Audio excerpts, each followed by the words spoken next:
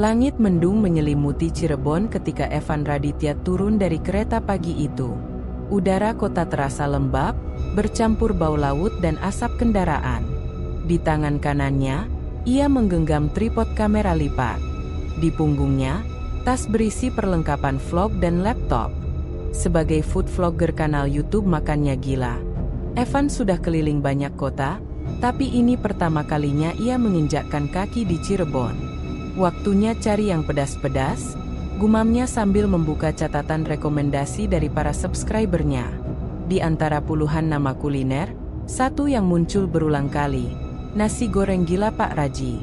Disebut-sebut legendaris karena rasanya pedas luar biasa, toppingnya banyak, porsi jumbo, dan harganya murah meriah. Tapi bukan itu yang membuat Evan tertarik. Salah satu komentar membuatnya merinding. Kalau ke warung Pak Raji, jangan datang sendirian tengah malam. Ada yang jaga, bukan manusia. Komentar itu ia screenshot. Mungkin hanya lelucon, tapi sebagai pembuat konten kuliner dengan tema ekstrim, Evan tahu satu hal. Kisah aneh seperti itu justru menarik perhatian penonton. Usai check-in di penginapan, Evan mengabari seorang kenalan lamanya, Andin Paramita. Dulu mereka pernah kerja bareng untuk proyek dokumenter kuliner ekstrim di Jakarta. Kini Andin tinggal di Cirebon dan aktif menulis tentang urban legend dan kasus-kasus mistis lokal. Sore harinya, mereka bertemu di sebuah kafe kecil dekat alun-alun. "Kamu akhirnya datang juga?" kata Andin sambil duduk berhadapan. "Godaan nasi goreng murah porsi monster nggak bisa ditolak," jawab Evan, setengah bercanda. "Tapi katanya kamu sekarang nulis yang serem-serem." Andin tersenyum tipis. "Iya. Dan anehnya, nama Pak Raji udah 2 kali muncul waktu aku riset soal kuliner pesugihan." "Serius? Jadi bukan cuma nasi goreng enak?" "Ya. Lebih dari itu," balas Andin. "Tapi kita buktikan sendiri nanti malam." Menjelang pukul 8, mereka berdua menuju warung Pak Raji. Lokasinya berada di gang kecil, tidak jauh dari kawasan Kalijaga. Suasana jalan cukup ramai, tapi berbeda dari tempat makan lain. Warung Pak Raji seperti memiliki magnet tersendiri. Antriannya panjang. Semua meja penuh. Asap dari wajan besar mengepul tinggi ke udara, membawa aroma pedas yang menusuk hidung. Evan langsung menyalakan kameranya dan mulai merekam suasana. "Gila, baru malam minggu, tapi ini rame banget," gumamnya. "Lihat tuh toppingnya, kayak nggak masuk akal."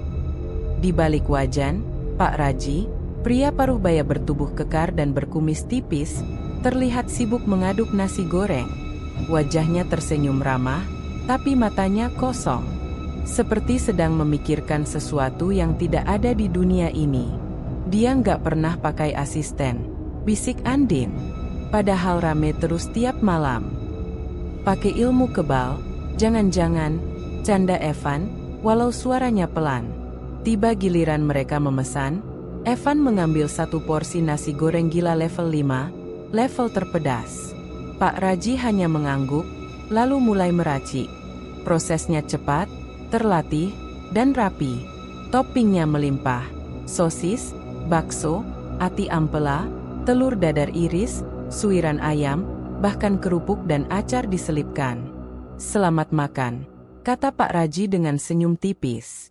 Mereka duduk di bangku paling ujung, dekat tembok warung. Di dinding tergantung lukisan tua, gambar seekor naga hitam melingkari mangkuk nasi yang mengepul. Evan menatapnya beberapa saat. "Lukisan ini bikin merinding," bisiknya. Andin mengangguk. "Itu lukisan asli, bukan cetakan.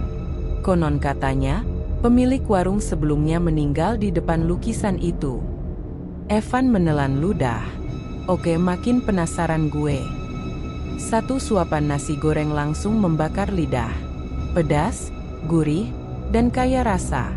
Tapi entah kenapa, semakin dimakan, Evan merasa lehernya dingin.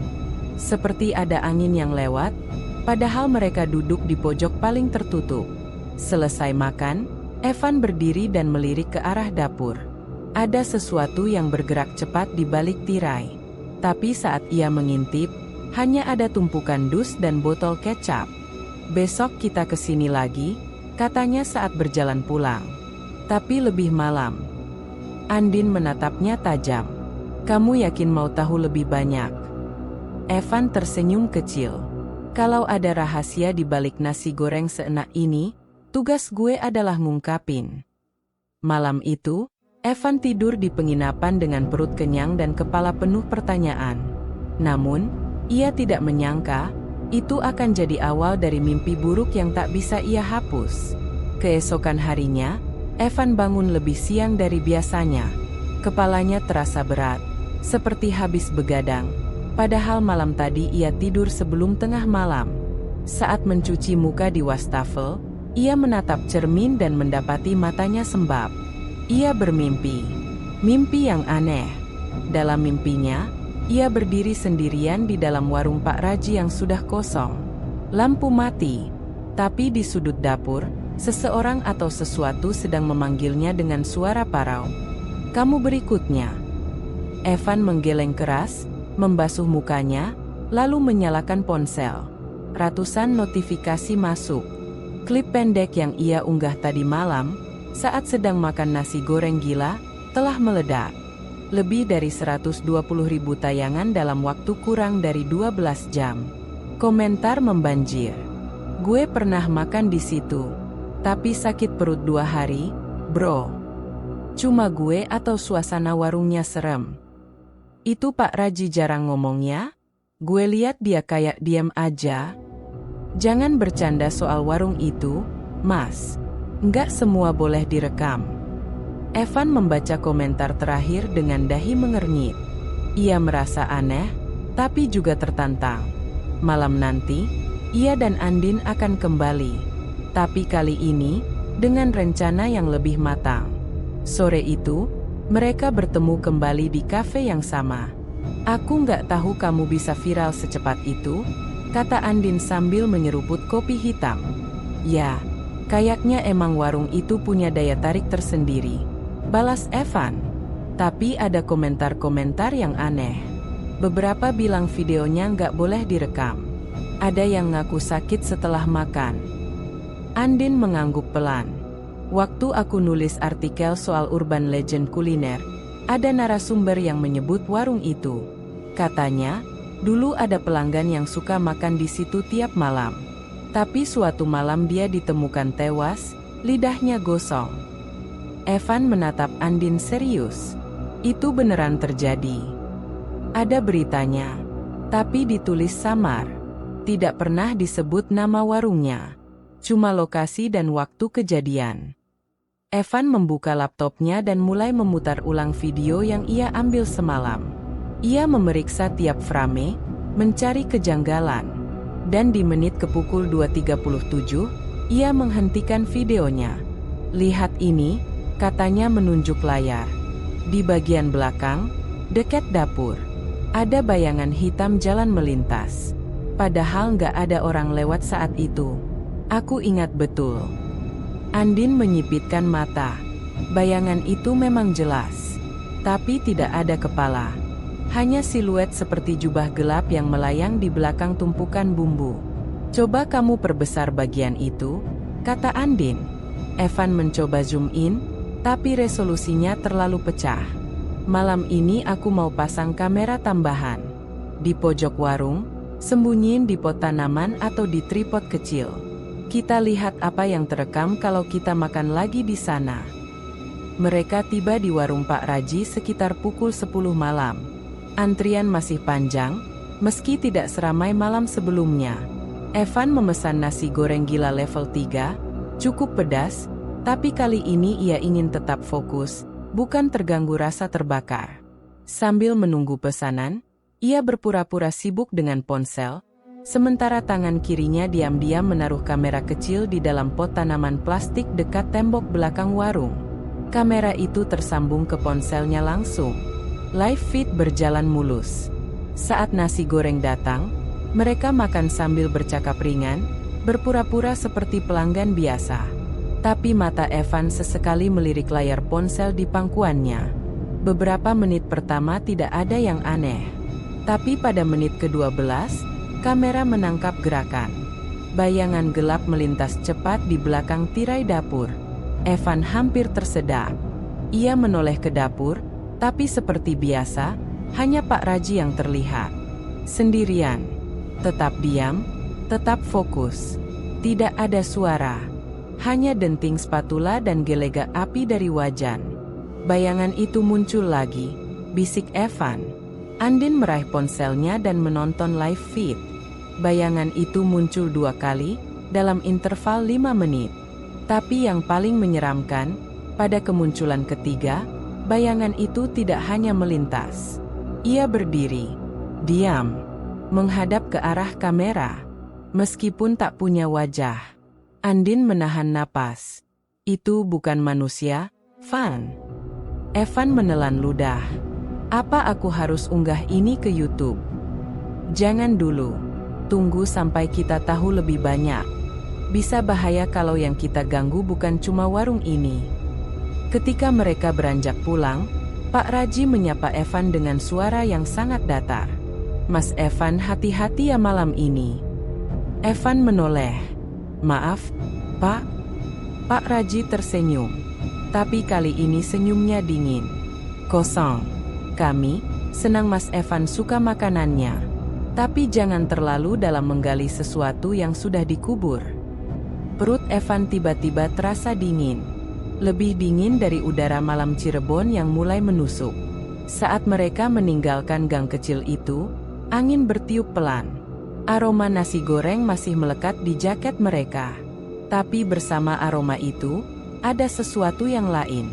Sesuatu yang tidak bisa dijelaskan. Dan malam itu, Evan mimpi lagi. Tapi kali ini, ia tidak sendirian di warung kosong itu. Ada sosok gelap berdiri di dekat wajan. Matanya merah menyala. Dan di ujung dapur, ada satu piring nasi goreng, dengan potongan jari manusia di atasnya. Pagi itu, Evan terbangun dengan tenggorokan kering dan napas tersengal. Keringat membasahi kening meski pendingin ruangan masih menyala. Mimpi tadi malam masih membekas jelas di kepalanya. Nasi goreng, jari manusia, dan suara berat yang berbisik dari dapur. Rasanya tidak akan pernah sama setelah ini. Ia menatap sekeliling kamar, mencoba membedakan antara mimpi dan kenyataan. Tapi napasnya belum juga tenang. Ada bekas cakaran kecil di pergelangan tangan kanannya. 3 garis halus, tidak dalam, tapi cukup membuat bulu kuduknya berdiri. Kayaknya aku mulai terlalu dalam, gumamnya. Setelah mandi dan sarapan ringan, ia membuka laptop dan memutar ulang rekaman kamera tersembunyi semalam. Bayangan hitam yang muncul di dapur warung Pak Raji benar-benar terekam. Berdiri diam selama hampir 1 menit penuh. Tidak bergerak, tidak bergeming. Hanya menatap ke arah kamera seperti tahu ia sedang diawasi. Andin datang ke penginapan menjelang siang. Ia membawa printout artikel lama dari sebuah koran lokal tahun 2015. Judulnya, warga ditemukan tewas di depan warung makan, lidah terbakar misterius. Ini korban yang aku bilang kemarin, kata Andin sambil menyerahkan dokumen. Lokasinya sama. Nama warung tidak disebut, tapi alamatnya cocok. Evan membaca dengan cermat. Korban bernama Daniel Kusuma, 33 tahun. Dikenal sering makan di warung tersebut hampir tiap malam. Ditemukan tewas dalam posisi terduduk, lidah gosong seperti terbakar api. Tidak ditemukan bekas luka bakar lain. Tidak ada jejak kekerasan. Polisi menyimpulkan kematian karena reaksi alergi makanan ekstrim. Tapi warga sekitar percaya, ada sebab lain. Evan bersandar di kursi. Ada yang nggak beres. Mungkin makanan itu bukan cuma pedas. Mungkin ada yang dimasukkan. Maksud kamu racun? Tanya Andin. Bukan racun biasa. Mungkin sesuatu yang nggak kelihatan. Andin mengangguk. Kita harus tahu apa bahan rahasia nasi goreng itu. Tapi kamu nggak bisa tanya langsung ke Pak Raji. Dia pasti nggak bakal jawab. Gimana kalau kita pura-pura ngelamar kerja jadi asisten warung? Andin menggeleng. Dia nggak pernah terima pegawai. Selalu kerja sendiri. Dan semua orang menganggap itu normal. Evan berdiri. Berarti kita harus cari tahu dari luar. Dari orang-orang sekitar warung. Sore itu, mereka menyusuri sekitar gang kecil tempat warung Pak Raji berada. Warung belum buka, tapi beberapa warga duduk di bangku dekat pos ronda. Seorang pria tua sedang merokok sambil menatap jalan kosong. "Permisi, Pak," sapa Andin. "Kami sedang riset buat tulisan soal warung-warung legendaris di Cirebon. Bapak tahu tentang warung Pak Raji?" Pria itu menghela napas panjang, lalu mengangguk pelan. "Oh, warung nasi goreng itu rame terus?" "Ya, dari dulu." "Dari dulu? Sejak kapan, Pak?" "Ya, sejak sekitar 20 tahun lalu. Dulu tempat itu sempat kosong lama. Ada yang buka, tapi bangkrut. Tapi sejak Pak Raji datang, warung itu nggak pernah sepi." Evan mencatat cepat di ponselnya. "Apa ada yang aneh menurut Bapak?" Orang tua itu terdiam sesaat. Matanya menerawang, seperti sedang memilih kata. "Ada yang aneh, tapi orang sini sudah biasa.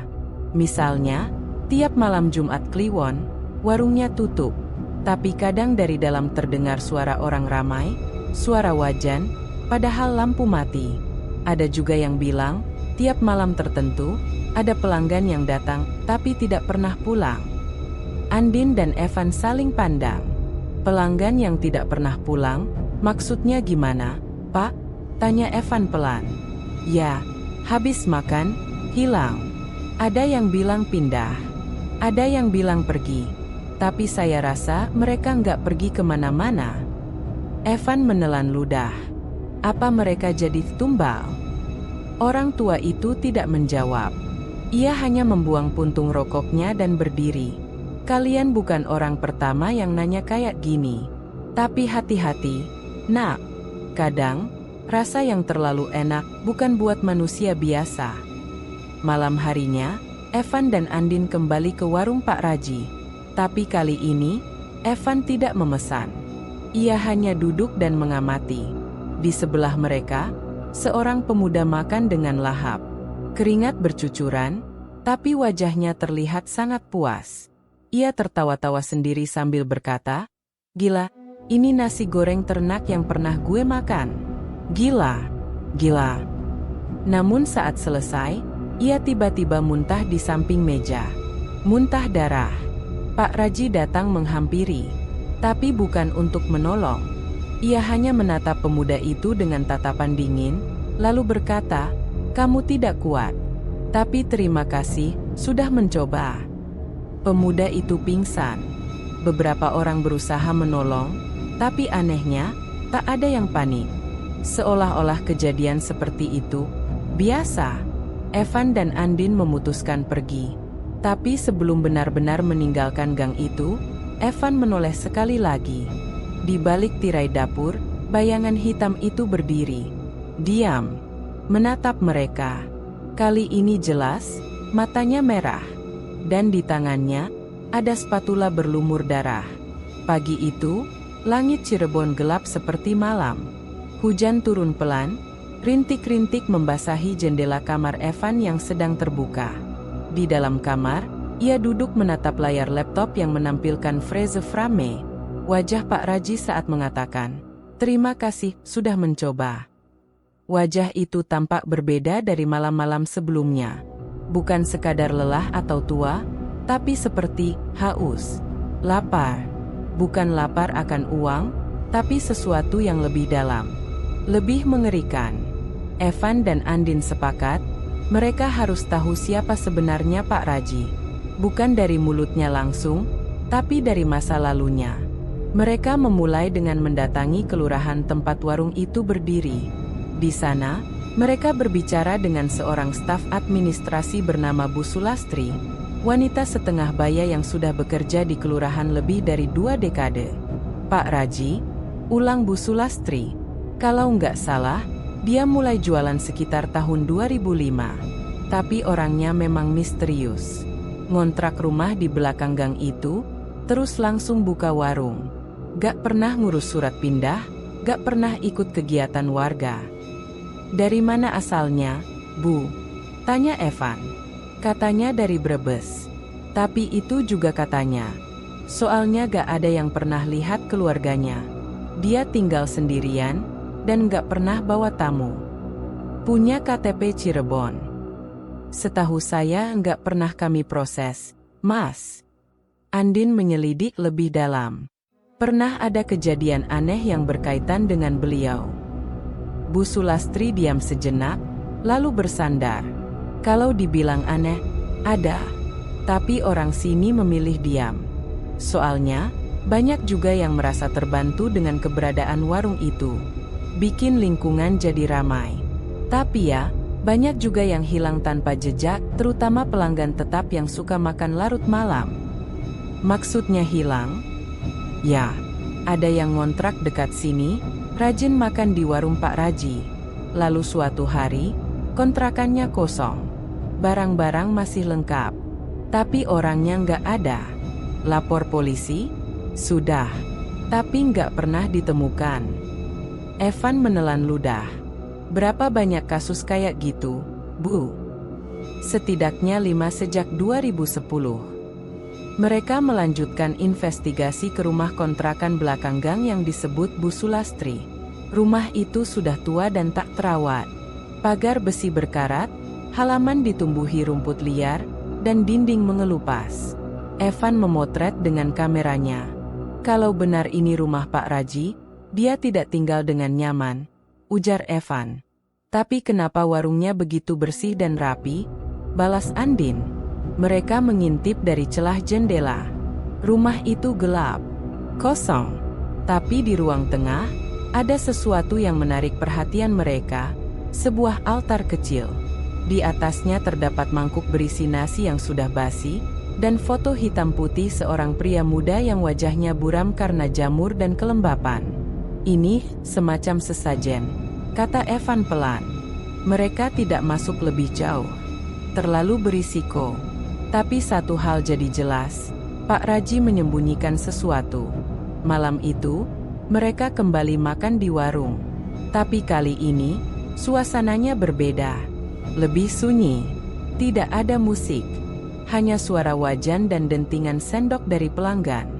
Pak Raji menyapa mereka tanpa senyum. Mas Evan malam ini sendiri. Evan mengangguk hati-hati.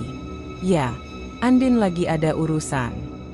Pak Raji menatapnya dalam-dalam. Sendiri, lebih baik. Karena kalau bersama, kadang harus memilih siapa yang tinggal, siapa yang dibawa. Evan berpura-pura tertawa. Maksudnya, dibawa siapa, Pak? Pak Raji tidak menjawab. Ia hanya berbalik dan mulai memasak. Tapi kali ini, Evan melihat dengan saksama. Gerakan tangan Pak Raji cepat. Tapi di sela-sela bumbu dan nasi, ia menaburkan sesuatu dari botol kecil berwarna hitam. Botol itu tidak berlabel. Tidak terlihat seperti bumbu biasa. Evan mengaktifkan kamera tersembunyinya lagi. Ia tahu, kalau yang dimasukkan itu bukan bahan makanan lazim, ia bisa membuktikan bahwa ada sesuatu yang janggal. Saat pesanan datang, Evan mencicipi dengan hati-hati. Rasanya tetap enak. Luar biasa malah. Tapi kali ini, ada sensasi lain. Rasa logam di lidahnya. Seperti darah. Namun samar. Setelah makan, ia berpamitan. Tapi saat hendak pergi, Pak Raji menahan lengannya. Kalau Mas Evan benar-benar ingin tahu, datanglah ke sini Jumat malam. Tapi jangan makan. Cukup duduk dan perhatikan. Evan mengangguk pelan, meski jantungnya berdebar keras. Dalam hati, ia tahu, itu bukan sekadar undangan. Itu peringatan. Atau lebih tepatnya, jebakan. Malam itu, Evan memutar ulang video tersembunyi. Ia memperbesar bagian saat Pak Raji menaburkan isi botol kecil itu. Frame demi frame, ia fokus. Sampai akhirnya, ia menghentikan video. Tepat di satu frame, terlihat jelas. Isi botol itu adalah serpihan merah kehitaman yang menyerupai potongan kuku manusia. Warung nasi goreng Pak Raji malam itu tidak seramai biasanya. Lampu jalan di sekitarnya meredup, seperti menyesuaikan diri dengan aura gelap yang mulai menyelimuti tempat itu. Angin berhembus kencang, membawa aroma minyak, bumbu, dan entah apa lagi yang samar tercium logam. Evan duduk di bangku ujung warung, tapi bukan untuk makan. Malam ini, fokusnya adalah satu orang, Bayu Nugroho. Bayu datang beberapa menit kemudian, mengenakan jaket tua dan topi lusuh. Wajahnya terlihat lebih kurus dari pertama kali Evan lihat, matanya cekung, gerak-geriknya gelisah. "Mas Bayu," sapa Evan, setengah membungkuk. Bayu hanya mengangguk dan duduk tanpa bicara. Ia memesan seperti biasa, nasi goreng super pedas, ekstra topping, tanpa sayur. Pak Raji menanggapinya dengan anggukan kecil, seolah keduanya memiliki bahasa yang tak perlu dijelaskan. Setelah makanan datang dan Bayu mengambil beberapa suapan, Evan mengeluarkan ponsel dari saku, menyalakan perekam suara tanpa mencolok, lalu mulai bicara. "Mas Bayu, saya food vlogger. Tapi belakangan saya nemuin hal-hal aneh seputar warung ini.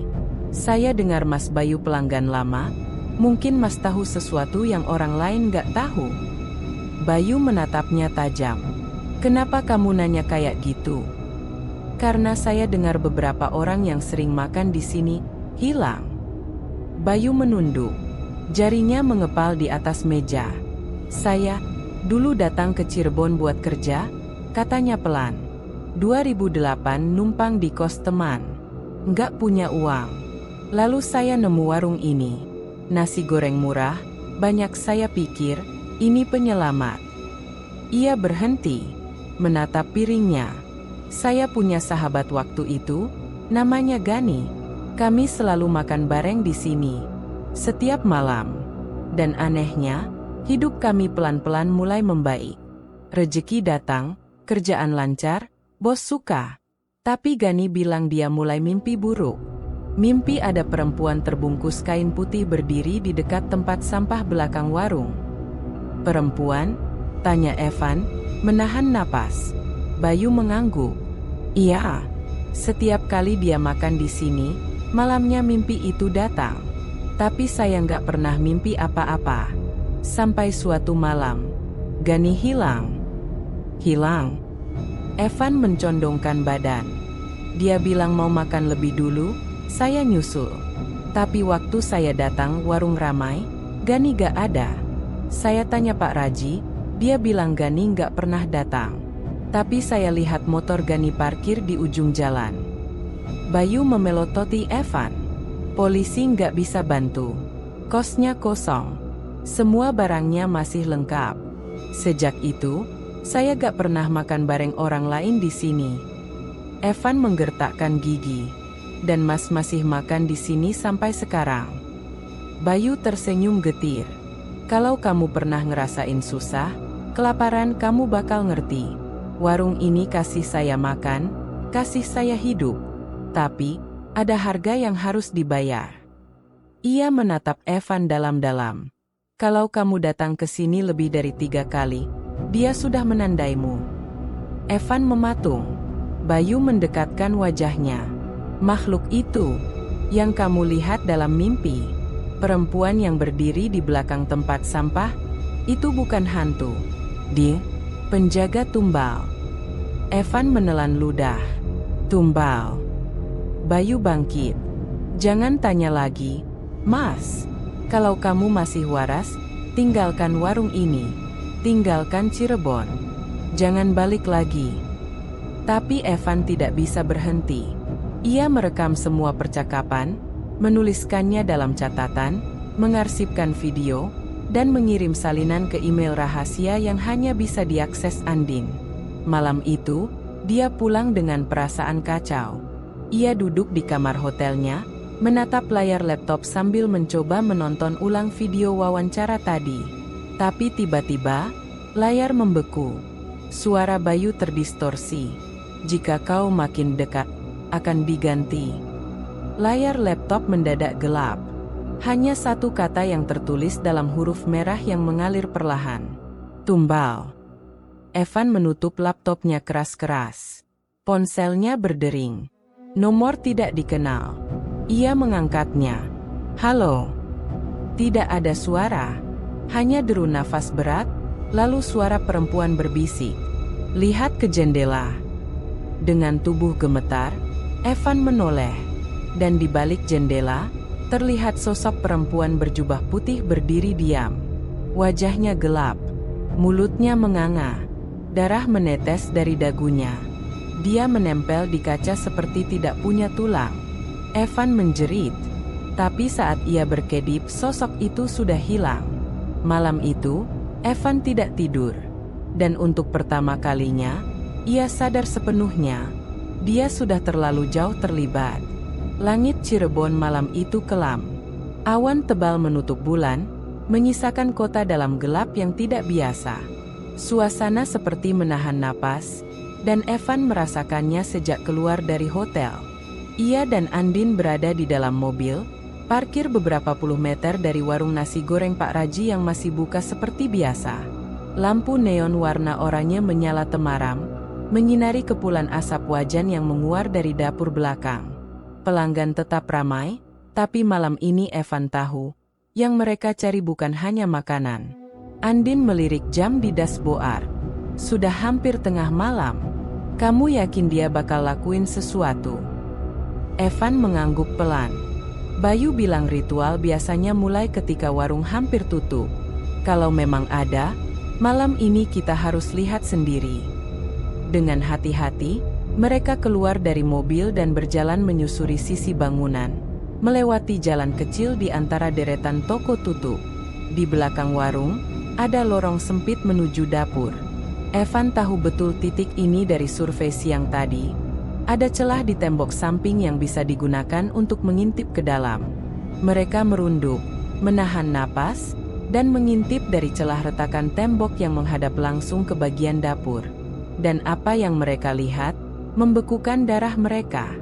Di dalam dapur, Pak Raji sedang sendiri. Tak ada karyawan. Tak ada suara. Ia berdiri menghadap ke kompor yang sudah dimatikan. Wajan digantung, meja bersih. Tapi di tengah lantai dapur, tergeletak mangkuk besar yang berisi sesuatu berwarna merah gelap. Evan tidak bisa melihat jelas. Cairan itu kental, mengilap dan mengeluarkan uap samar. Pak Raji lalu mengangkat tangan kanannya, menggenggam sehelai rambut panjang. Ia menjatuhkannya ke dalam mangkuk sambil komat kamit membaca sesuatu yang terdengar seperti mantra dalam bahasa kuno. Andin mencengkeram lengan Evan kuat-kuat. Tuhannya siapa yang dia panggil? Bisik Andin pelan. Tiba-tiba, suasana di dapur berubah. Udara bergetar. Lampu berpendar aneh. Bayangan-bayangan di dinding mulai bergerak tidak sesuai arah cahaya. Lalu, sesuatu muncul. Dari dalam mangkuk, keluar asap hitam pekat yang menjulang seperti pilar. Bentuknya berputar, meliuk, lalu membentuk sosok perempuan dengan rambut panjang menjuntai, wajah samar, dan mulut yang terus menganga. Sosok itu sama persis seperti yang Evan lihat di jendelanya malam sebelumnya. Sosok itu bergerak perlahan, mengitari Pak Raji, lalu membisikkan sesuatu ke telinganya. Pak Raji mengangguk. Kemudian, ia mengambil sebuah potret kecil berbingkai kayu dari bawah meja. Evan memicingkan mata. Itu foto dirinya. Andin menyumpal mulutnya sendiri agar tidak berteriak. Pak Raji meletakkan foto itu di samping mangkuk, lalu mengiris telapak tangannya sendiri dan meneteskan darah ke dalam cairan merah. Pengganti telah disiapkan, gumamnya lirih. Tumbal berikutnya, Evan Raditya. Sosok hitam itu menoleh, langsung ke arah celah di tembok tempat Evan dan Andin bersembunyi. Dan dengan kecepatan tidak manusiawi, ia meluncur ke arah mereka. Evan mundur terbirit-birit, menarik Andin bersamanya. Mereka berdua jatuh terguling ke jalan tanah di belakang warung dan langsung bangkit. Lari, teriak Evan. Mereka berlari tanpa menoleh ke belakang, melewati gang sempit, berbelok ke jalan utama, hingga mencapai mobil Evan. Dalam kepanikan, ia nyaris menjatuhkan kunci, tapi akhirnya berhasil membuka pintu dan menyalakan mesin. Saat mobil melaju, Evan menoleh ke kaca spion. Di ujung gang, berdiri sosok perempuan hitam itu. Rambutnya menjuntai, tubuhnya melayang beberapa sentimeter di atas tanah, dan mulutnya yang menganga, kini mengeluarkan suara tangisan perempuan bercampur tawa. Di kamar hotel, Evan dan Andin duduk terdiam. Tidak ada yang bicara selama 15 menit pertama. "Dia pakai foto kamu," kata Andin akhirnya. "Artinya kamu sudah ditandai." Evan menatap dinding. Dan ritual itu bukan sekadar rumor.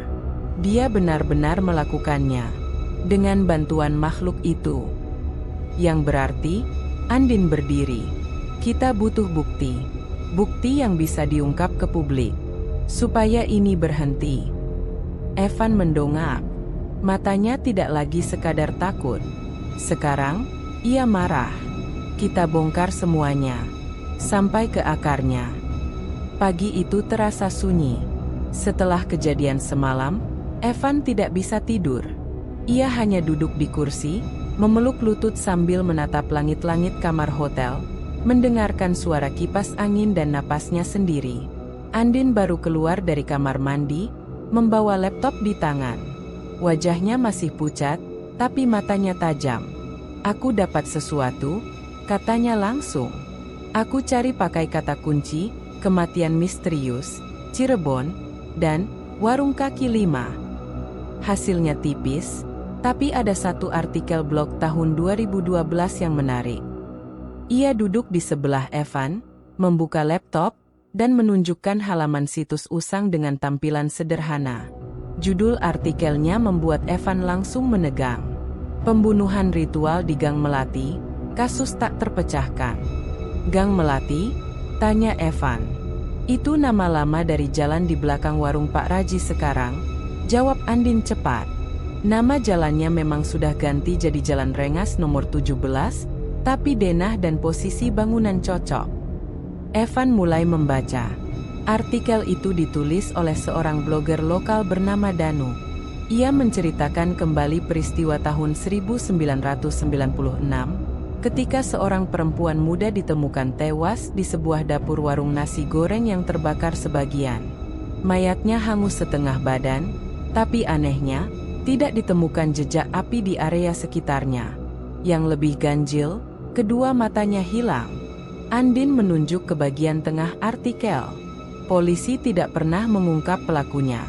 Warung tersebut tutup selama lebih dari 10 tahun. Lalu dibuka kembali oleh seseorang bernama Raji pada tahun 2010. "Pak Raji," bisik Evan. Andin mengangguk. Dia buka warung di lokasi yang sama, tapi dengan nama baru. Bahkan resep nasi gorengnya mirip. Gila pedas, banyak topping, harga murah, persis seperti yang viral sekarang. Evan memijat pelipisnya. Jadi, ada perempuan tewas, daging gosong, mata hilang, dan itu terjadi di dapur tempat dia sekarang bikin nasi goreng. Bukan hanya itu, tambah Andin. Blogger ini menyebut ada ritual pengusiran roh yang dilakukan warga setempat waktu itu, karena banyak orang bilang melihat sosok perempuan hitam gentayangan sekitar lokasi. Tapi ritual itu gagal. Evan terdiam. Semuanya mulai menyambung, rasa nasi goreng yang terlalu enak untuk harga semurah itu. Sosok hitam yang muncul dari wajan, foto dirinya sebagai tumbal. Kalau dia pakai pesugihan, bisa jadi tumbal pertamanya adalah perempuan itu, ucap Evan perlahan. Dan setelah itu dia terus memberi korban baru untuk mempertahankan kesuksesan warungnya. Andin mengetik cepat di laptop. "Kita perlu nama korban waktu itu." Ia menggali lebih dalam, menelusuri nama blogger Danu di media sosial, dan menemukan akun Facebook yang sudah lama tidak aktif. Di bagian komentar salah satu posting lama, seseorang menulis, "Danu masih nyimpen file koran lama soal kematian Mbak Rani di Gang Melati." Andin langsung buka tab baru dan mencari lagi. "Rani, Pembunuhan Gang Melati, Cirebon 1996. Dan di hasil pencarian ketiga, mereka menemukannya. Sebuah clipping koran digital yang diunggah di forum lama. Jawa Barat Post, edisi 4 Maret 1996. Perempuan muda ditemukan tewas di warung makanan, diduga korban ritual. Korban diketahui bernama Rani Mustika, 21 tahun, karyawan warung nasi goreng milik pasangan tua yang menutup usaha tak lama setelah insiden. Ditemukan dalam kondisi luka bakar dan kehilangan bola mata. Warga sekitar melaporkan bau menyengat seperti daging terbakar sehari sebelum ditemukan. Polisi tidak berhasil menemukan pelaku. Kasus dihentikan karena kurang bukti. Rani Mustika, gumam Evan. Dia tumbal pertama. Dan bisa jadi makhluk yang kita lihat semalam adalah rohnya. Masih terikat di dapur itu, tambah Andin. Evan menoleh keluar jendela kamar. Hari sudah siang. Tapi hawa dingin tetap terasa menempel di kulit. Kalau dia benar korban pertama, bisa jadi arwahnya juga saksi utama, katanya. Andin memandangi Evan. Kita perlu ke makamnya. Evan mengangguk. Dan setelah itu, kita cari cara buat buka semua ini ke publik. Rekaman, bukti, artikel, semuanya. Sebelum keluar, Andin menatap layar laptop sekali lagi. Rani Mustika, aku janji, kita bakal buka kebenarannya. Bayu Nugroho menatap Evan dan Andin seperti seseorang yang kehabisan alasan untuk terus diam. Tangannya gemetar memegang gelas kopi yang sudah dingin. Warung tempat mereka bertemu siang itu sepi, hanya suara kipas angin berdecit dan denting sendok dari dapur. Gue nggak bisa lama, ucap Bayu. Tapi kalau kalian mau tahu, gue kasih tahu. Gue udah muak tutup mulut. Andin membuka buku catatannya. Evan menyalakan perekam suara di ponsel. Mereka tak ingin kehilangan satu detail pun. Gue pelanggan warung itu dari tahun 2012. Awalnya karena murah dan enak, sama kayak kalian. Tapi ada satu malam, tahun 2016, yang gue nggak pernah bisa lupain. Bayu menarik napas panjang. Matanya kosong, menatap meja.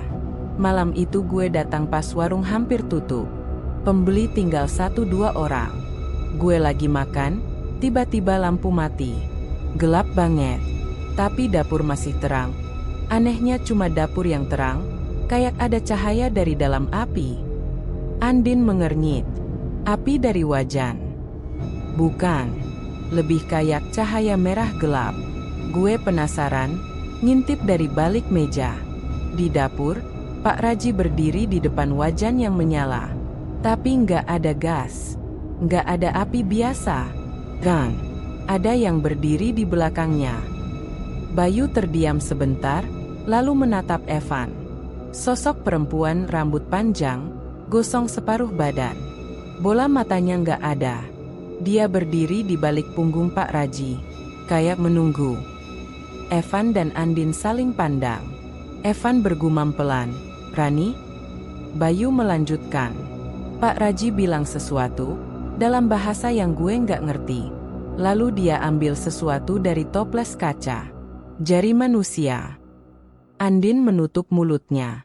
Dia lempar itu ke dalam wajan. Api langsung membesar.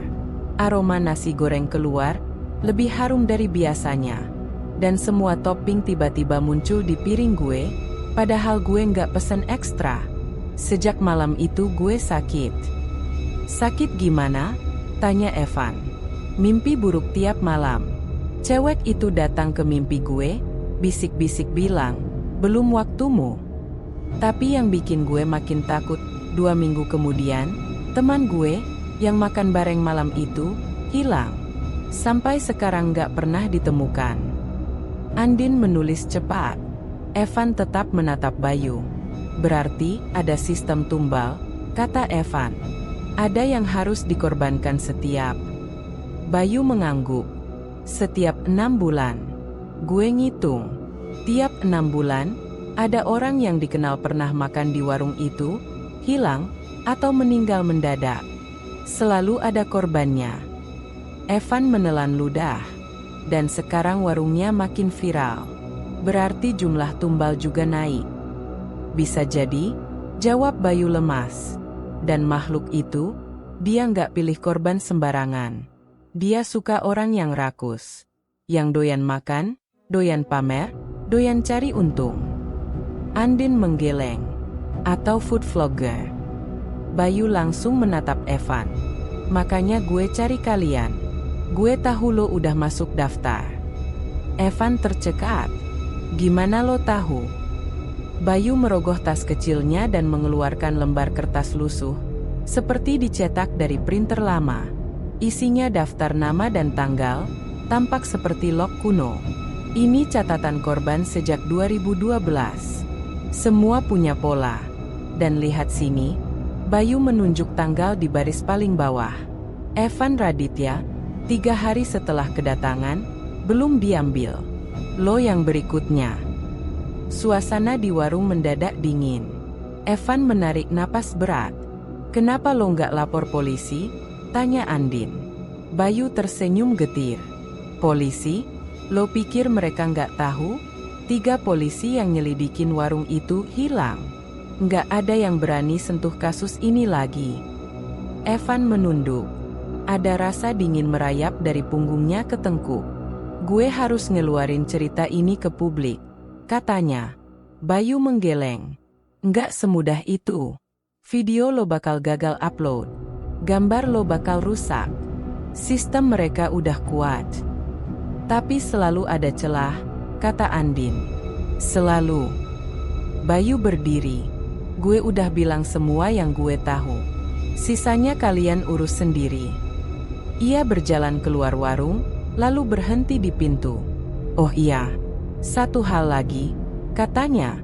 Kalau lo dengar suara perempuan nangis di dapur warung itu, jangan jawab apapun. Sekali lo jawab, lo setuju. Setuju apa? Setuju ditukar. Kamar penginapan Evan malam itu sunyi.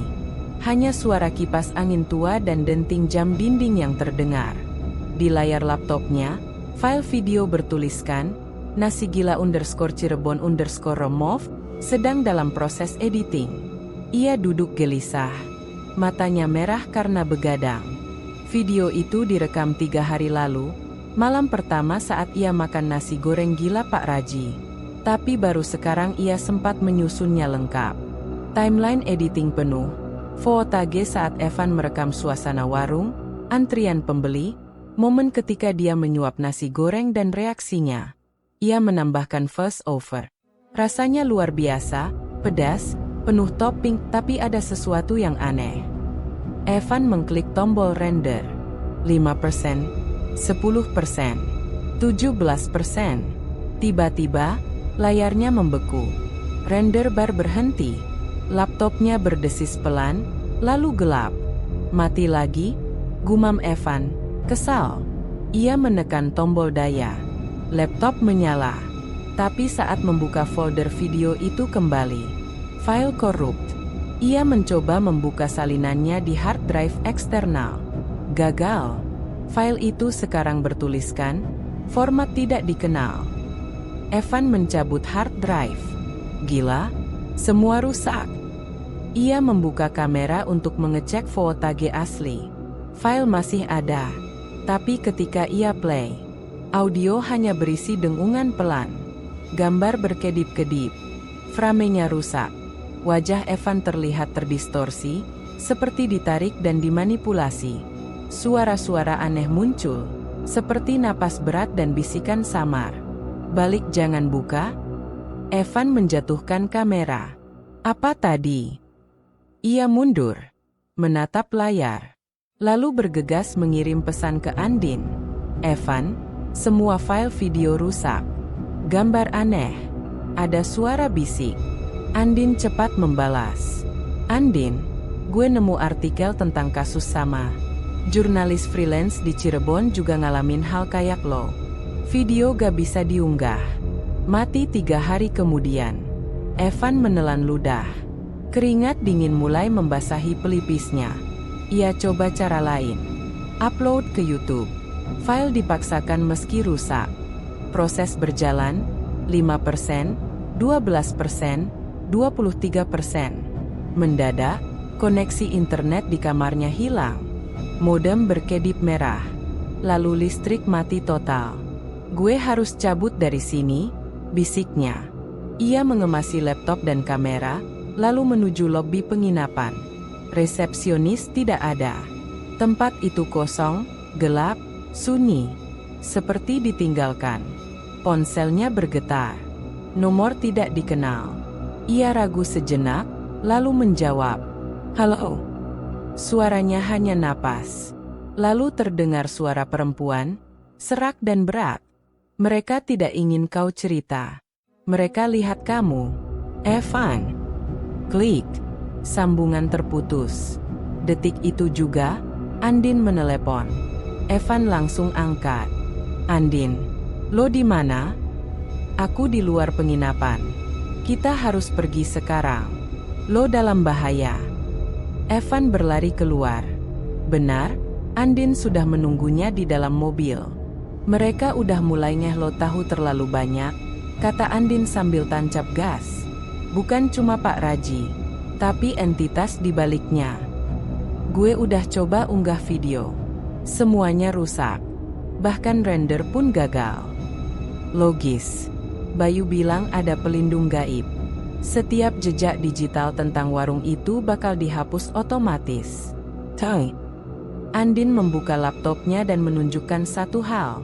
Backup footage dari ponsel Evan yang tak terhubung internet. "Aku salin ini waktu kita ketemu kemarin. File masih aman karena belum pernah terhubung ke jaringan manapun." Evan tercengang. "Berarti masih ada harapan. Tapi kita harus hati-hati. Sekarang mereka pasti tahu lo punya bukti asli." Tiba-tiba, dari kaca spion, Evan melihat sosok perempuan berdiri di tengah jalan. Rambut panjang, muka hancur, mata hitam kosong. Mobil melintas melewatinya, dan tubuh itu menghilang begitu saja. Mobil mendadak oleng. Andin menginjak rem. "Lo lihat juga?" "Iya, dia udah mulai muncul langsung." Andin menyalakan mesin lagi. "Kita harus cari tempat aman." Dan mulai rencana selanjutnya, mengintip ritual mereka. Evan mengangguk. "Besok malam, kita bongkar semuanya." Angin malam menyapu jalanan sempit di sekitar warung Pak Raji. Jam menunjukkan pukul 1.12 dini hari. Warung sudah tutup sejak pukul 11, tapi lampu kecil di dapur belakang masih menyala samar. Seperti lilin yang enggan padam. Evan dan Andin duduk berjongkok di balik tumpukan karung bekas, tepat di seberang gang kecil yang menghadap dapur warung. Mereka mengenakan jaket hitam dan masker, menghindari dikenali. Kamera kecil low light milik Andin siap merekam, tapi tanpa suara. Semua disiapkan agar tidak menarik perhatian entitas apapun. "Pasti malam ini," bisik Andin. Bayu bilang setiap malam Jumat Kliwon. Evan menahan napas. Matanya tak lepas dari warung. Selama 10 menit, tak ada apa-apa. Namun kemudian, pintu belakang terbuka. Pak Raji muncul dengan pakaian serba putih. Wajahnya datar, tanpa senyum. Tangannya membawa baskom berisi sesuatu. Bau amis tercium bahkan dari tempat mereka bersembunyi. Baskom itu tampaknya berisi darah dan jeroan. Evan menahan mual. "Apa itu?" Andin memegang bahunya. "Lihat terus. Jangan pindah pandang." Pak Raji berjalan ke area dapur, lalu menyalakan lilin merah di tiap sudut. 5 titik. Ia lalu mulai membaca mantra dengan suara pelan tapi dalam. Bahasa asing, seperti campuran Jawa kuno dan sesuatu yang tidak manusiawi. Evan menyalakan fitur night vision di kamera. Gambar terlihat jelas.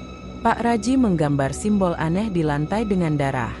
Simbol itu membentuk mata terbuka yang menatap ke segala arah. Kemudian, suara angin berubah. Udara terasa berat. Asap tipis muncul dari lantai, dan dari balik asap itu, sosok perempuan perlahan muncul. Berambut panjang menjuntai ke lantai, tubuhnya penuh luka bakar mengelupas, mata hitam berlubang. Dia mengambang. Pak Raji menunduk. Tumbal sudah disiapkan, tapi belum sempurna. Aku minta waktu. Sosok perempuan itu berbicara tanpa menggerakkan mulut. Waktumu habis, Raji. Berikan atau kau yang gantikan. Pak Raji gemetar. Besok. Dia akan datang besok. Sosok itu menghilang dalam kabut hitam. Lilin padam bersamaan. Andin dan Evan saling berpandangan. Mereka menyadari sesuatu. Tumbal berikutnya adalah Evan. Tak lama, suara langkah kaki mendekat. Evan dan Andin segera merunduk lebih dalam. Tiba-tiba, seekor kucing hitam melintas dan menatap ke arah mereka. Mata merah menyala. Ia mengeong panjang, lalu menjerit seperti manusia. Pak Raji menoleh ke arah itu. Matanya tampak kosong, tapi tajam. Ia melangkah pelan, menyusuri jalur ke arah mereka. Andin menarik lengan Evan. Mereka mundur perlahan. Namun di saat itulah, Pak Raji berbicara. Aku tahu kalian di sana, tapi belum waktunya. Evan membeku. Dia tahu. Lari sekarang, bisik Andin. Mereka berbalik dan berlari ke gang sempit di belakang, napas terengah-engah.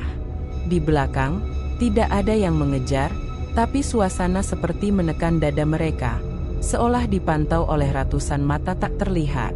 Sampai di motor, Andin menyalakan mesin, dan mereka melaju ke tempat persembunyian Bayu. Di tengah perjalanan, Evan akhirnya berbicara. Aku tumbalnya, kan? Andin tak menjawab. Tapi dari tatapannya, Evan tahu. Ya. Bayu membuka pintu rumah kontrakannya dengan tangan gemetar. Jam sudah menunjukkan pukul 3 dini hari, tapi matanya merah seperti belum pernah tidur. Andin dan Evan masuk tanpa banyak bicara. Wajah mereka tegang. Keringat dingin membasahi leher Evan. Aku lihat langsung. Evan berkata lirih. Makhluk itu. Dia datang karena Pak Raji manggil. Bayu menunduk. Akhirnya kalian lihat juga. Kenapa enggak dari awal kamu kasih tahu semua? Andin mendesak. Kami hampir. Bayu mengangkat tangan, wajahnya penuh penyesalan. Karena aku takut. Karena aku pernah jadi bagian dari itu. Sunyi menyelimuti ruangan. Suara kipas angin di langit-langit terdengar seperti gemuruh. Apa maksudmu? Tanya Evan. Bayu menarik napas panjang, lalu mulai bicara pelan, seperti mengeluarkan beban yang sudah lama dipendam. 7 tahun lalu, aku kerja serabutan. Pernah bantu-bantu di warung Pak Raji. Waktu itu warungnya belum seramai sekarang. Dia masih pakai resep biasa. Tapi kemudian, sesuatu berubah. Bayu menatap mereka dalam. Dalam satu malam, nasi goreng itu jadi luar biasa enak. Orang-orang datang tanpa tahu kenapa. Mereka makan kayak orang kesurupan. Nggak peduli seberapa pedas, mereka habiskan. Dan mulai sejak itu, tiap bulan 1 orang hilang. Evan meneguk ludah. Tumbal. Bayu mengangguk. Waktu itu, aku pikir kebetulan. Tapi suatu malam, aku pulang kerja dan lihat sendiri. Ritual yang sama seperti kalian lihat tadi. Tapi lebih parah. Pak Raji, dia korbankan seorang tukang parkir. Dipukul sampai mati, tubuhnya dipotong-potong, dan darahnya dipakai untuk nasi goreng esok harinya. Andin menutup mulutnya, menahan rasa mual. Aku panik, mau lapor polisi, tapi Bayu terdiam sejenak. Dia tahu aku lihat. Lalu dia kasih pilihan, ikut dan selamat, atau jadi korban berikutnya. Dan kamu? Evan menduga. Bayu menunduk, tangannya gemetar. Aku kasih dia orang. Temanku sendiri. Namanya Reno. Suara Bayu pecah. Reno nggak tahu apa-apa. Aku bohongin dia buat datang ke warung malam-malam. Habis itu, dia hilang. Aku dengar suara dia tiap malam sejak itu. Keheningan menggantung. Lalu Evan berkata, jadi sekarang giliran aku. Bayu mengangguk. Kamu food vlogger, publik figur. Kalau kamu hilang, semua orang bakal tanya. Tapi justru itu yang Pak Raji suka. Dia makin menantang. Andin melirik Evan. Kita harus akhiri ini. Sekarang. Bayu terlihat ragu. Kalian gak ngerti. Makhluk itu bukan cuma jin. Dia iblis. Kekuatan lama dari era sebelum kota ini berdiri. Aku udah coba pergi dari Cirebon, tapi selalu balik lagi. Dia ikat semua yang pernah lihat ritual itu. Evan berdiri. Kita lawan. Kalau aku harus jadi tumbal, lebih baik aku mati sambil lawan daripada pasrah. Andin menoleh pada Bayu. Kamu tahu cara membatalkan ritual itu? Bayu diam beberapa saat, lalu mengangguk pelan. Ada satu cara. Tapi berisiko besar. Risiko apa? Tanya Evan. Yang gagal, biasanya tubuhnya meledak. Mereka semua saling berpandangan. Andin berkata, kita nggak punya pilihan lain. Bayu bangkit, membuka lemari tua dan mengeluarkan sebuah buku lusuh berbahasa Jawa kuno. Ini kitab pemanggil dan penutup. Tapi untuk membalikkan ritual, harus dilakukan di tempat yang sama. Di dapur warung, tengah malam, dan harus ada yang siap jadi pengganti tumbal. Evan langsung sadar. Kamu maksud aku? Bayu menggeleng. Bukan. Aku. Andin dan Evan sama-sama terkejut. Bayu menatap mereka dengan mata penuh tekad. Aku sudah hidup terlalu lama dengan dosa ini. Sekarang, giliran aku bayar.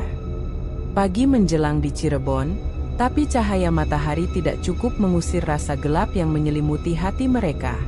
Di dalam rumah kontrakan Bayu, suasana tegang menggantung. Evan duduk dengan kamera di pangkuannya, menatap layar kosong. Video rekaman ritual semalam masih tersimpan di dalam memory card, tapi ia belum berani melihatnya kembali. Andin berdiri di dekat jendela, sesekali mengintip keluar. Kita nggak tahu seberapa banyak yang Pak Raji tahu soal kita. Bisa saja dia sudah menyiapkan sesuatu. Bayu mengangguk. Makhluk itu, yang kalian lihat, dia bisa mencium ketakutan. Malam nanti, kita harus tenang, jangan terpancing emosi, dan yang paling penting, jangan ucapkan nama aslinya. Evan menoleh. Nama asli. Bayu membuka buku tua yang semalam ia tunjukkan. Halaman demi halaman penuh simbol dan kalimat dalam bahasa yang tak mereka mengerti. Ia menunjuk ke satu halaman yang dilingkari merah. Siapapun yang menyebut nama asli, Dhemah Rewanjati, di hadapan wujudnya, akan diburu sampai mati. Makhluk itu tidak akan berhenti sebelum suara orang itu lenyap. Andin membaca pelan. Jadi kita hanya bisa mengusirnya, bukan membunuh. Bayu mengangguk. Tepat. Dan untuk mengusirnya, kita butuh tanah dari kuburan tertua, darah dari orang yang pernah selamat dari ritual, dan api dari lilin malam satu suro. Bagaimana kita bisa dapat semua itu dalam satu hari? Tanya Evan, setengah panik. Bayu tersenyum kecut. Kuburan bisa kita ambil siang ini. Darah, aku yang sumbang. Lilin lebih sulit. Tapi aku tahu tempatnya. Tanpa banyak bicara lagi, mereka berangkat. Pertama, ke pemakaman tua di pinggir kota Cirebon. Kuburan Embah Karta, yang katanya lebih tua dari berdirinya alun-alun. Di bawah panas terik, mereka menggali sedikit tanah di bagian makam paling ujung. Suasananya mencekam, meski masih siang. Tanah yang mereka ambil terasa hangat, seperti baru dipakai. Setelah itu, mereka pergi ke pasar malam yang menjual perlengkapan spiritual. Di lorong paling dalam, mereka menemui seorang penjual tua berjubah putih. Kalian cari lilin malam satu suro? Tanyanya dengan suara serak. Bayu menjawab, untuk mengusir Dhemah Rewanjati. Penjual tua itu menatap tajam, lalu menghela napas. Ia membuka laci kecil dan mengeluarkan satu batang lilin hitam dengan sumbu merah. Pakai ini hanya jika kalian sudah siap mati. Malam pun tiba. Mereka kembali ke rumah Bayu untuk menyiapkan semua. Tanah kuburan dimasukkan ke dalam botol kecil. Lilin sudah disiapkan di kotak logam. Bayu memotong ujung jarinya dan meneteskan darah ke dalam mangkuk kuningan. Sekarang, kata Bayu, kita tunggu jam 12:02 saat pengorbanan biasanya dilakukan. Andin membawa kamera dan senter. Evan membawa lilin dan botol tanah. Bayu membawa buku ritual dan darahnya sendiri. Mereka menyusup lewat gang belakang, seperti sebelumnya. Tapi kali ini mereka tidak bersembunyi. Mereka masuk. Pintu dapur warung Pak Raji terbuka sendiri. Di dalam, Pak Raji sudah berdiri menunggu. Jadi kalian datang, katanya dengan suara pelan tapi menusuk. Kalian pikir bisa hentikan ini? Evan menatapnya lurus. Kami tidak datang untuk berpikir. Kami datang untuk melawan. Seketika itu juga, api menyala sendiri di tungku dapur. Angin bertiup ke dalam, padahal semua jendela tertutup. Di langit-langit, bayangan perempuan terbentuk. Wajahnya tanpa mata, tubuhnya menggantung tanpa tulang. Pak Raji membuka tangan, membaca mantra. Bayu segera menyalakan lilin hitam. Api menyala biru. Mulai sekarang, teriaknya. Andin menggambar simbol pemutus di lantai dengan darah Bayu. Evan menaburkan tanah kuburan ke 4 penjuru ruangan. Tiba-tiba makhluk itu menjerit keras, seakan merobek langit-langit. Suaranya menggema dalam kepala mereka. Evan hampir pingsan, tapi Bayu menariknya kembali. Makhluk itu menyerbu ke arah Evan, tapi terhenti tepat di atas simbol tanah kuburan. Ia melengking, tubuhnya mulai menghitam, seperti terbakar dari dalam. Pak Raji berusaha mengganggu simbol, tapi Andin menendangnya mundur. Ia terhuyung, lalu mendesis, kulitnya seperti meleleh. Bayu membuka buku dan membaca mantra penutup. Tapi di tengah-tengah, makhluk itu menyebut namanya sendiri. Aku adalah Demah Rewanjati. Andin langsung menjerit. Dia nyebut sendiri, kenapa? Bayu membeku. Itu jebakan. Dia ingin semua orang yang dengar, ikut dihukum. Telinga Evan mulai berdarah. Andin terjatuh, menggenggam kepala. Bayu tak berhenti. Ia berteriak sambil menumpahkan darah ke simbol. Dengan darah penyesalan, dengan tanah para leluhur, dan api waktu kelam, aku mengakhiri ikatan ini. Makhluk itu meronta, tubuhnya terpecah menjadi serpihan kabut, lalu tersedot ke dalam tanah. Pak Raji berteriak, tubuhnya menyala, meledak menjadi debu hangus. Dan semua hening. Waktu seperti berhenti. Evan jatuh terduduk. Andin menggigil, tapi masih hidup. Bayu terdiam. Tubuhnya mulai berubah jadi abu, dari ujung kaki ke atas. Aku bayar semua, ucapnya tenang, sebelum menghilang sepenuhnya. Lilin padam. Warung runtuh sebagian. Semua berakhir. Dinding warung yang lapuk bergemuruh seperti hendak roboh. Suara detakan keras datang dari dalam tanah, menyusul dengan hawa panas yang tak wajar. Evan tersadar duluan. Tubuhnya masih terbaring di lantai dapur warung yang kini penuh pecahan bata, abu, dan darah kering. Andin, teriaknya. Andin terdengar batuk dari balik tumpukan kursi patah. Ia merangkak perlahan, wajahnya penuh debu dan pelipisnya mengucurkan darah. Evan, Bayu dia. Dia sudah pergi, jawab Evan pelan. Namun sebelum mereka sempat memproses kehilangan itu, sebuah retakan besar muncul di lantai dapur. Asap hitam menyembur ke atas, panasnya menusuk kulit. Suara jeritan makhluk-makhluk yang tak dikenal menggema dari dalam lubang itu. Warung Pak Raji berubah menjadi portal neraka. Ini belum selesai, desis Andin, menatap ke arah retakan. Makhluk itu belum musnah, dia kehilangan tuannya, sekarang dia liar. Dari lubang itu, muncul tangan-tangan kurus, seperti milik manusia kelaparan, merangkak keluar. Mata-mata putih menyala dari kegelapan. Salah satu makhluk berhasil keluar, Tubuhnya kecil, membungkuk, tapi saat berdiri, ia setinggi pintu. Kulitnya keriput dan tubuhnya dipenuhi luka bakar. Makhluk itu menatap Evan dan Andin, lalu berteriak seperti bayi yang disiksa. Andin mendorong Evan. Kita harus bakar semuanya.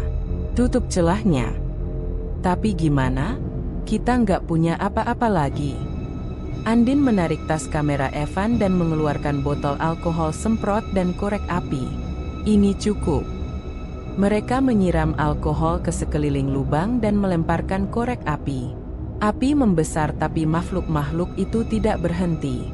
Satu persatu keluar dan mulai merangkak ke dinding, ke langit-langit, ke tubuh meja dan dinding, merayap seperti laba-laba. Evan mengambil kamera dan merekam semuanya. Bukan untuk dokumentasi, tapi untuk jaga-jaga jika mereka tidak selamat. Tiba-tiba satu makhluk melompat ke arah Andin. Evan berteriak dan menariknya ke bawah. Makhluk itu menggigit pundak Evan, tapi ia mendorongnya dengan kaki hingga terlempar ke kobaran api. Mereka mundur. Api tidak cukup. Lubang semakin membesar, dan suara Pak Raji terdengar kembali.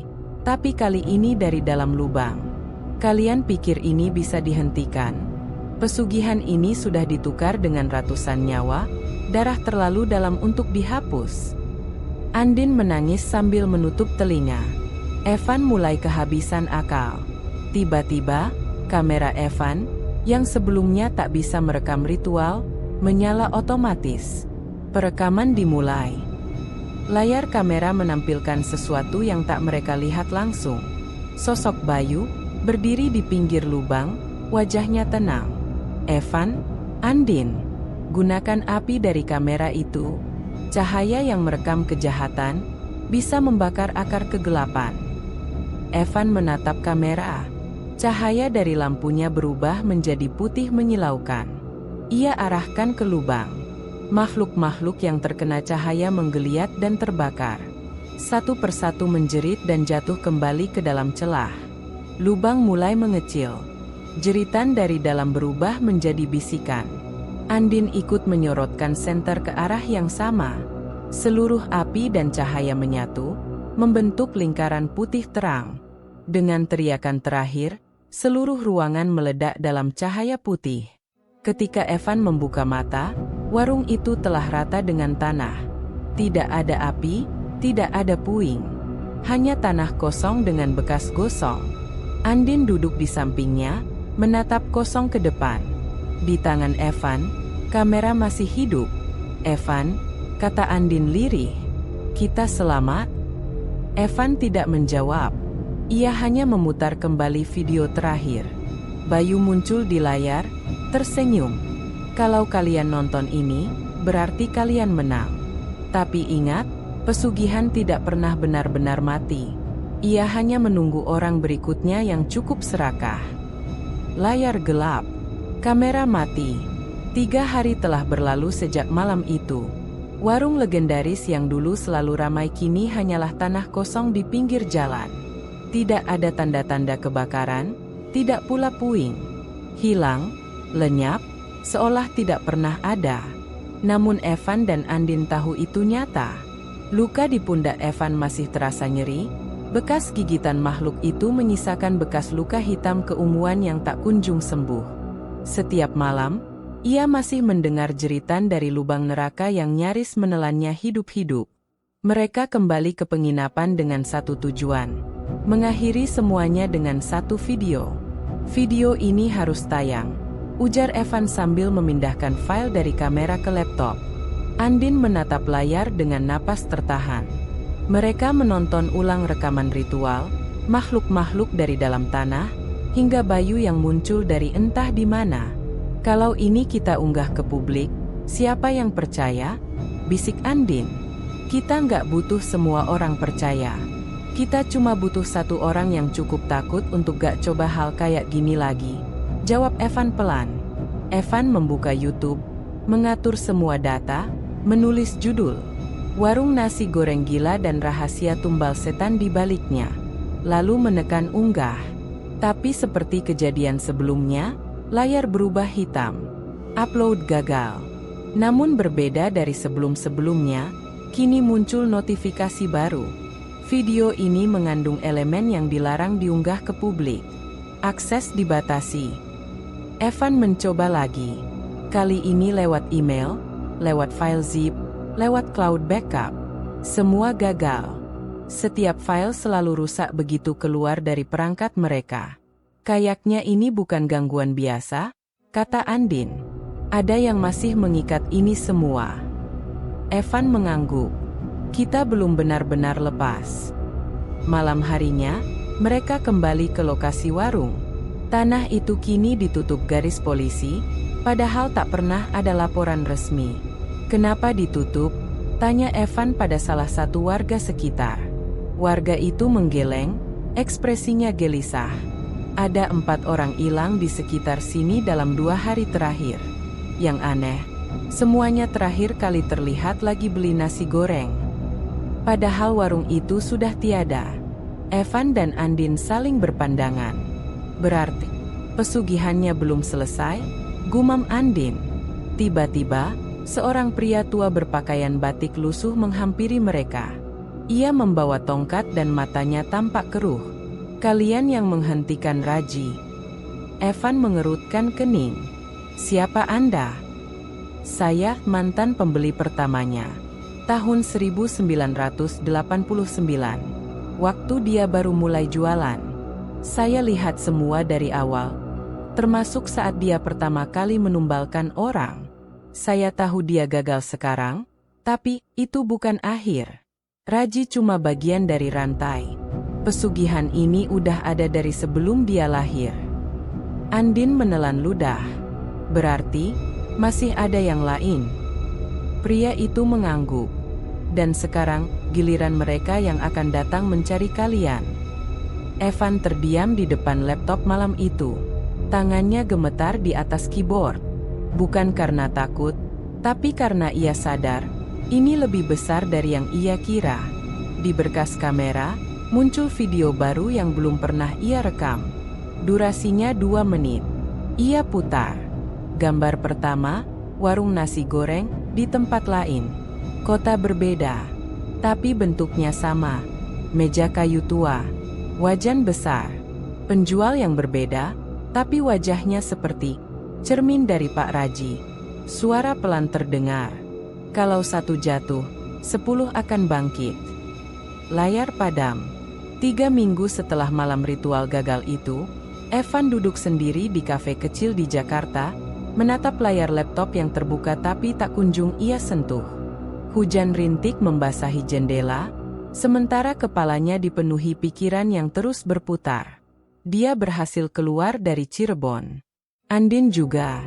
Mereka tidak membicarakan kejadian itu kepada siapapun, kecuali dalam satu rekaman rahasia yang mereka simpan dalam 2 flash disk terpisah.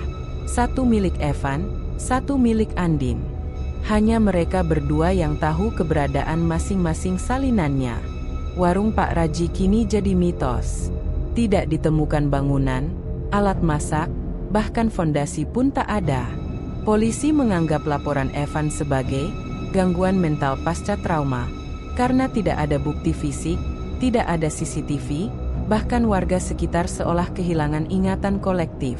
Mereka bersumpah warung itu tidak pernah ada. Andin kini bekerja di media independen yang fokus pada investigasi mistis. Ia menyamar, berpindah dari satu kota ke kota lain, melacak warung-warung nasi goreng misterius dengan pola serupa. Cita rasa luar biasa, harga murah, porsi berlebihan, dan tentu saja, hilangnya orang-orang. Ia kirimkan satu pesan pendek pada Evan malam itu. Bandung, ada yang mirip. Pemiliknya diam-diam dari Cirebon. Evan tak langsung jawab. Ia tahu ini belum selesai. Jauh dari selesai. Sementara itu, di sebuah desa terpencil di Cirebon, seorang pria tua berjalan menyusuri hutan dengan mata kosong. Pak Raji, rambutnya kusut, wajahnya tak lagi penuh percaya diri seperti dulu. Ia bicara pada dirinya sendiri. Bukan aku yang gagal. Mereka yang menghentikan. Tapi dari balik pepohonan, terdengar tawa kecil. bukan manusia, bukan pula binatang. Tawa itu tumbuh, menjadi gema, lalu suara rendah muncul. Janjimu belum lunas, dan kini kamu yang jadi hidangan. Seketika, tubuh Pak Raji terangkat ke udara. Matanya membelalak. Ia berteriak, tapi tidak ada suara yang keluar. Udara di sekitarnya bergetar, seperti kain yang robek. Lalu tubuh itu lenyap, tersedot ke dimensi lain yang tak kasat mata. Hanya tersisa wajan besar, berdarah, di tengah tanah kosong. Kembali ke Jakarta, Evan akhirnya membuka laptopnya. Ia mulai mengetik. Ada hal-hal yang tidak bisa dijelaskan dengan logika, tapi bisa dikenali dengan pola. Jika kamu menemukan warung nasi goreng murah yang rasanya terlalu enak untuk jadi nyata, berhati-hatilah. Ia jeda, karena kamu bisa jadi porsi berikutnya. Evan mengunggah tulisan itu bukan ke YouTube, tapi ke forum-forum urban legend, Reddit, dan dark web, tempat di mana keanehan masih punya ruang untuk dipercaya. Ia tahu, suatu saat akan ada yang datang padanya, entah untuk minta tolong, atau untuk membungkamnya. Dan malam itu, ada seseorang yang membaca tulisan Evan.